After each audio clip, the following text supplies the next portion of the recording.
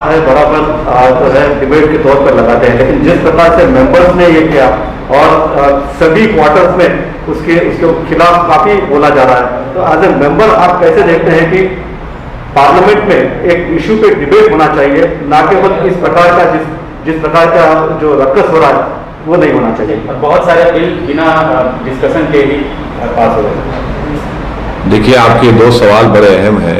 सबसे पहली बात तो यह है कि अगर बीजेपी जब अपोजिशन में रहती है तो बीजेपी यही कि 2004 से 2014 तक बीजेपी ने भी कई मरतबा पार्लियामेंट में पार्लियामेंट की कार्रवाई को चलने नहीं दिया। पार्लियामेंट की कार्रवाई कई सेशंस ऐसे ही खराब हो गए, जैसा आपने कहा। अब जब बीजेपी सत्ता में आई, अब दूसरे अपोजिशन तो है ही नहीं, तमाम अपोजिशन पार्टीज मिलकर इस सेशन में, पर्टिकुलरली इस सेशन में इस तरह का एक इम्पास पैदा हो गया। मसला क्यों खड़ा हुआ? मसला इसलिए खड़ा हुआ क्योंकि सरकार पेगासस के ऊपर डिबेट नहीं करवाना चाहती थी। अगर सरकार कहती चलिए हम डिबेट कराने तैयार है, उसमें बड़ी बात क्या है भाई? 300 आपके पास एमपी है, छुपाने की बात क्या है? आप डिबेट करवा देते। आप डिबेट नहीं करवाना चाह रहे थे, बल्कि आप अपने ब्रूट मेजॉरिटी से दिन में पूरे गवर्नमेंट के बिल्स को आपने पास करवा दिया।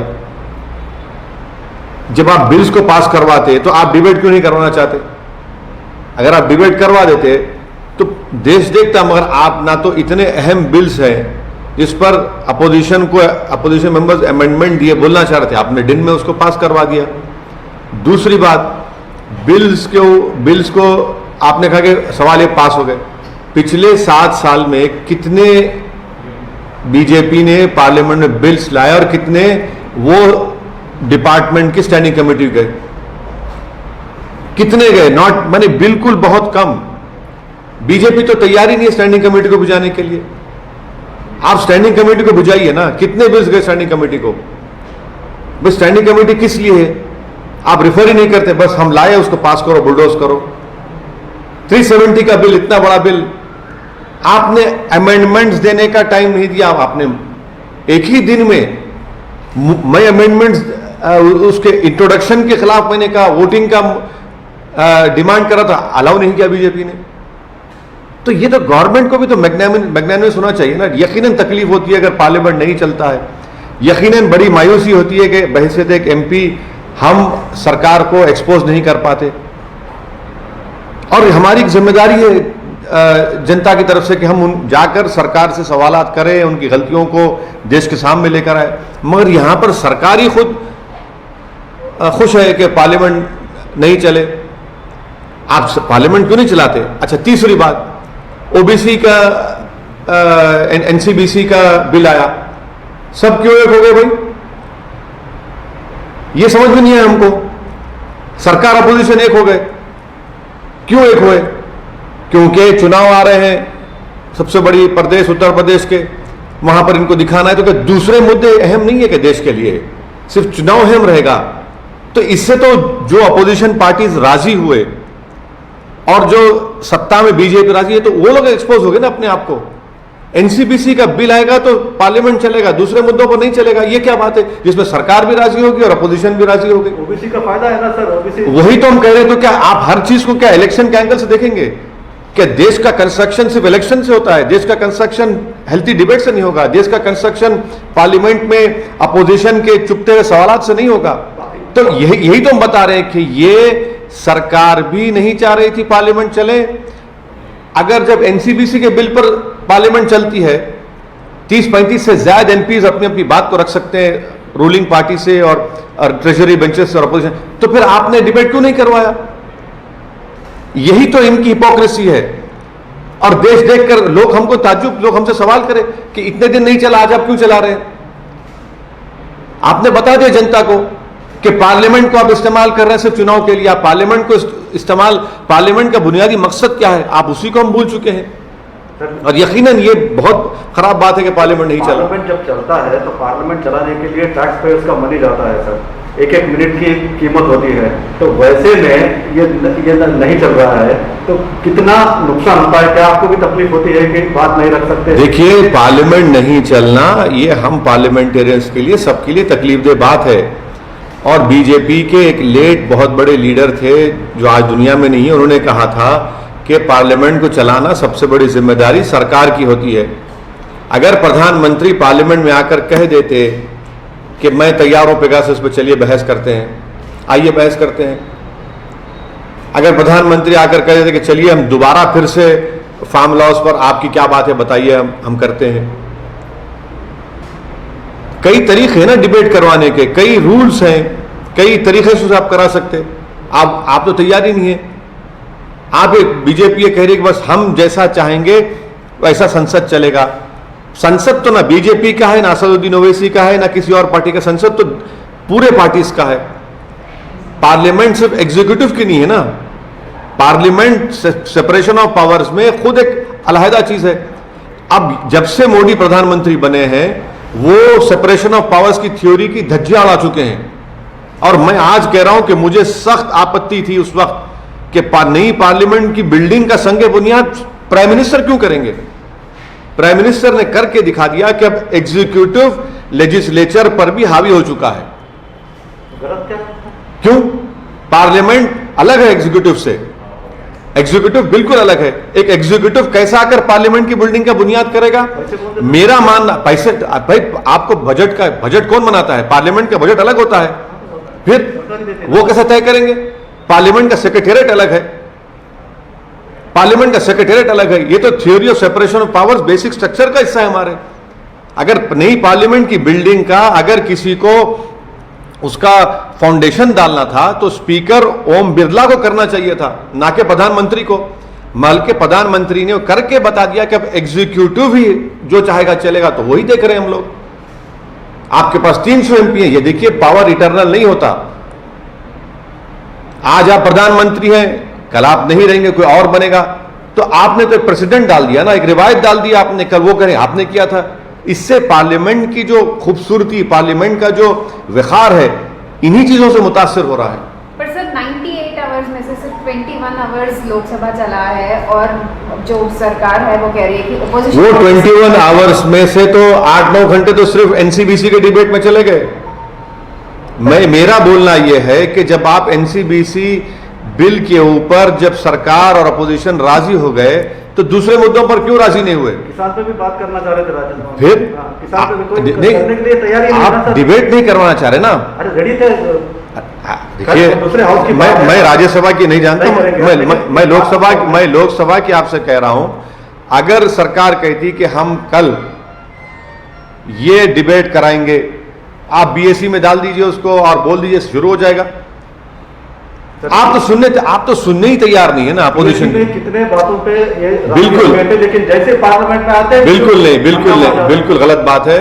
सरकार खुद नहीं चाहती थी कि पार्लियामेंट चले और इसीलिए आपने खत्म कर दिया, जबकि पार्लियामेंट को उसका 13 तारीख तक पार्लियामेंट चलना था। आपके जितने बिल्स थे आपने करवा लिए पूरे दिन में, उसके बाद बोला कि जाओ भाड़ में जाओ, हो गया हमारा काम। सरकार खुद नहीं चाहती पार्लियामेंट चले, सरकार पार्लियामेंट में क्रिटिसिज्म को सुनने तैयार ही नहीं है। सर एक और खास बात हुई, ये बार जब पार्लियामेंट हुआ तो पूरे अपोजिशन पार्टीज कपिल सिब्बल के घर पे जो है डिनर पे गए, उन्होंने सब पार्टीज को बुलाया। तो आप इतने इंपॉर्टेंट लीडर हैं, आपकी बात काफी अहमियत रखती है, तो आप क्यों नहीं है सर उसमें? क्यों आपको, क्या आपको एक अनटचेबल कहा जा? अरे सुनिए, ये एक प्राइवेट पार्टी थी। मेरी नेक तमन्नाएं जनाब कपिल सिब्बल के साथ हैं, अल्लाह उनको सेहत दे, अल्लाह उनको और खुशियां दे। अरे भाई उनके घर में वो किसी को बुला सकते हैं, मुझे नहीं बुलाए तो मुझे किस बात की तकलीफ है? ये जो ना बीजेपी के खिलाफ सभी पार्टीज, अरे भाई वो उसमें मत जाइए। नहीं, कपिल सिब्बल साहब अपने घर में किसको मेहमान बनाना वो उनका इख्तियार है। हम तो सिर्फ खुश हैं और हम उनको मुबारकबाद देते हैं और उम्मीद करते हैं कि अल्लाह उनको और सेहत दे और वो और आगे बढ़े। मेरा सवाल ये है कि अपोजिशन जब पूरा एक हो रहा है बीजेपी के खिलाफ, तो आप तो पहले से डे 1 से बीजेपी के खिलाफ है, तो आपको क्यों नहीं शामिल किया जाता? आपके आइडियाज क्यों नहीं दिए जाते? नहीं, मैं क्या बताऊं उस बारे में? मैं तो ना तो किसी के नाश्ते का मोहताज हूं, ना ब्रेकफास्ट का मोहताज हूं, ना किसी के घर के दावत का मोहताज हूं।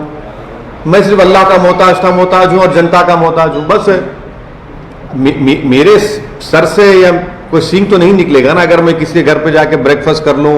नहीं ठीक है, सियासत की है कि आप ही important leader हैं। पेगासस ही इम्पोर्टेंट है क्या? बाकी सारे इश्यूज भी तो है ना? वही तो मैं कह रहा हूं कि जब एनसीबीसी क्यों इंपॉर्टेंट हो गया, इसलिए इंपॉर्टेंट हुआ क्योंकि एक substantial number of OBC Uttar Pradesh में रहते हैं और सरकार को तकलीफ हो गई। उत्तर प्रदेश के चुनाव को सामने रखकर रोका कि चलो करवा दो, और महाराष्ट्र में उनको वहां पर भी उनको बड़ा तकलीफ हो रही है। अरे भाई, आप पेगासस भी इंपॉर्टेंट है, फार्म लॉज भी इंपॉर्टेंट है, कई चीजें, क्वेश्चन आवर इंपॉर्टेंट है। मेरे 3 क्वेश्चन 11 से 12 तक क्वेश्चन होता है। हर एमपी की ख्वाहिश होती है कि भाई ड्रॉ में पिछले फर्स्ट 6 क्वेश्चन में मेरा नाम आ जाए। मेरे 3 क्वेश्चन बर्बाद हो गए। इतने अहम क्वेश्चन मेरे क्या था सर? कई चीजों पे थे। एक तो एकेडमी में जो लोग हादसे का शिकार होते हैं,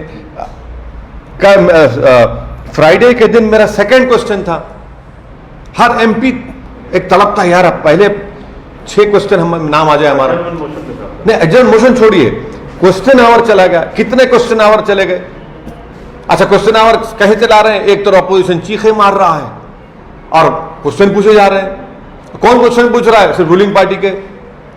ये तो ठीक तरीका नहीं है ना। ये तो भारत की डेमोक्रेसी का अगर लोगों जनता के सामने गलत मैसेज जा रहा है। सर, उत्तर प्रदेश का चुनाव नजदीक है, एकदम सर पे आ गया है, आप भी तैयारियां कर रहे हैं, लेकिन लोगों का ये कहना है कि लैला अपने पत्ते अभी तक नहीं खोले। कब तक अपने पत्ते खोलेंगे? कितनी? नहीं, देखिए, आप गलत कह रहे हैं। लैला के में ही दीवानगी है। लैला को देखने में लैला के हर बात पे दीवानगी हो रही है। लैला के हर चीज पर दीवाने हो रहे हैं, तो पत्ते खोलने की क्या जरूरत है? लैला सबके सामने है। लेकिन अपनी सीटें कुछ अभी तो कितनी सीटें, क्योंकि अरे कोई भी पॉलिटिकल पार्टी बशमूल हमारी ये इतनी जल्दी ये बात तो नहीं कहेगी। जब सही टाइम आएगा आपको बताएंगे। सर, आपके दोस्त राजभर जाके स्वतंत्र देव से भी मिल के आए हैं। देखिए, राजभर, ओम प्रकाश राजभर साहब जो संकल्प मोर्चा बना है, एमआईएम पार्टी उसका हिस्सा है, उन्होंने जो बयान जो दिया था उस पर हमको ऑब्जेक्शन है। बाद में राजभर साहब ने ये क्लैरिफिकेशन दिया है कि वो बीजेपी के साथ नहीं जाएंगे। तीसरी बात यह कि मेरी ओम प्रकाश राजभर साहब से बात नहीं हुई है। मैं जरूर उनसे बात करूंगा और बात करके हमारी जो बात है, हम क्यों संकल्प मोर्चा में आए कि हम योगी आदित्यनाथ को दोबारा उत्तर प्रदेश का मुख्यमंत्री बनाने से रोकेंगे। लेकिन वो जाके नहीं, बाद में उन्होंने अपनी बात को ये कहा भी है। मैं जब पर्सनली उनसे बात कर लूंगा फिर आपके सामने आपके आके कहूंगा। सर, राज्यसभा में जो कल एक वीडियो जो वायरल हुआ है, उस पर आपका क्या कहना है? वो जो मिनिस्टर्स जिस तरह से फाइल्स उछाल रहे थे राज्यसभा में बेल में, उस पर मार्शल्स को मैनहैंडल करे, ये वीडियो। देखिए, राज्यसभा का मेंबर नहीं हूं, मैं लोकसभा का मेंबर हूं। लोकसभा में जो कुछ भी हुआ है वो तकलीफदेह है। और मेरे मरहूम वालिद ने, जब वो एमपी थे, इसी तरह का इम्पास चल रहा था, गड़बड़ हो रही थी, तो उन्होंने एक शेर कहा था, किसी और शायर का था, मुझे याद नहीं आ रहा। हमारे मरहूम वालिद ने कहा था कि इखलाक का जलता हुआ घर देख रहा हूं, इखलाक का जलता हुआ घर देख रहा हूं, देखा नहीं जाता मगर देख रहा हूं।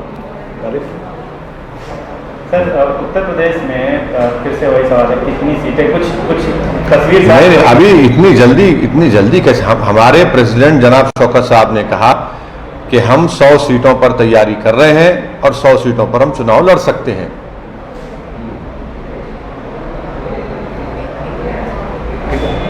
ठीक है सर।